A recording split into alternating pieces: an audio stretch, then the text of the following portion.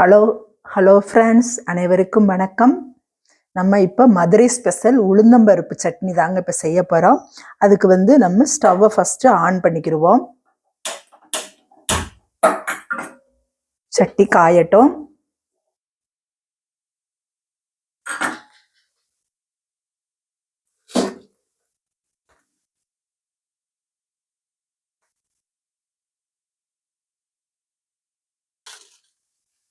சட்டி காஞ்சிச்சுங்க. இப்போ நம்ம வெறும் வடை சட்டியில் தான் நம்ம இந்த கையால் உளுந்தம்பருப்பை வறுக்கிறோம். தீயை சிம்மில் வச்சுக்கிடுவோம். இதை நம்ம மணம் வர்ற அளவுக்கு நம்ம வறுக்கிறோம்.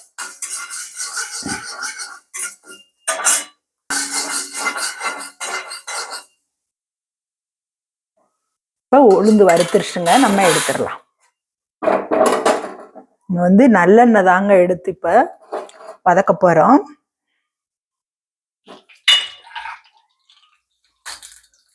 மூணு வரமிளகாய்,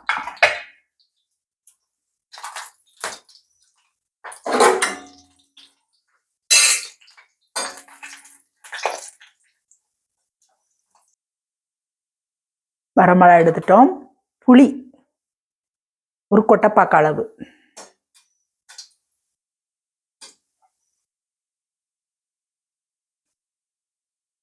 எடுத்துடலாம். அடுத்து தேங்காய்,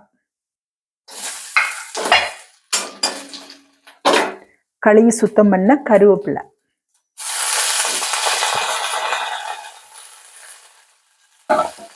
நல்லா வதக்குறோம். இப்போ நம்ம இதை வறுத்தாச்சுங்க. இப்போ நம்ம ஸ்டவ்வை ஆஃப் பண்ணிடலாம். இப்போ இந்த சூட்லேயே இருக்கட்டும்.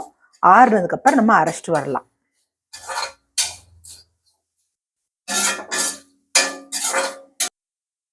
இப்போ ஆறிடுச்சுங்க. இப்போ நம்ம தேங்காய், கருவேப்பிலை, மிளகாய் வத்தல், புளி,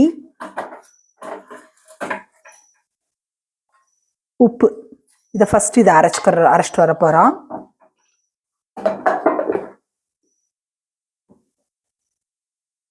நம்ம இந்த அளவுக்கு இப்போ அரைச்சிட்டு வந்துட்டோங்க. உளுந்தை போட்டு ரொம்ப நைஸாக அரைச்சிடாம கொஞ்சம் பருபருன்னு அரைச்சிட்டு வந்துடுறோம்.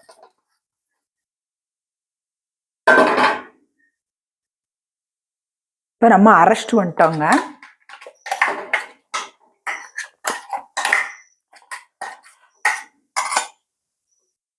தண்ணி வெது வெதுப்பான தண்ணி. இப்போ நம்ம தாளிக்கலாம்.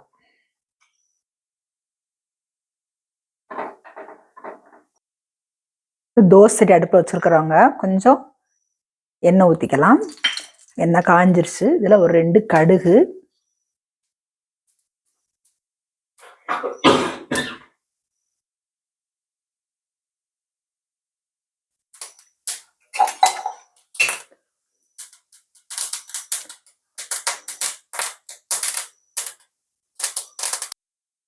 கடுகு வெடிச்சிருச்சுங்க.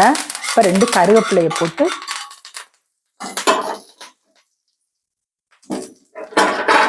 நம்ம தாளிச்சு எடுத்தாச்சு.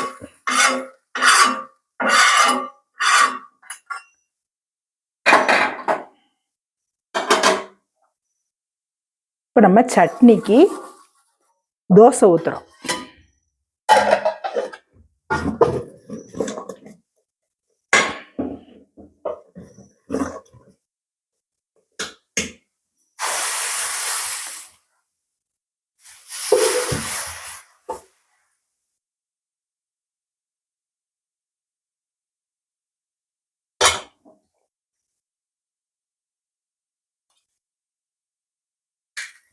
தோசை வேகட்டும்.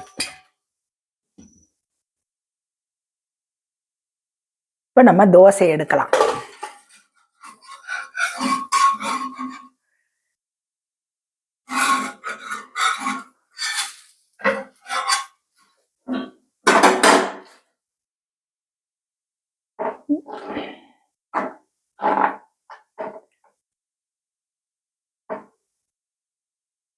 உளுந்தம்பருப்பு சட்னி தோசை சூப்பராக இருக்கும்.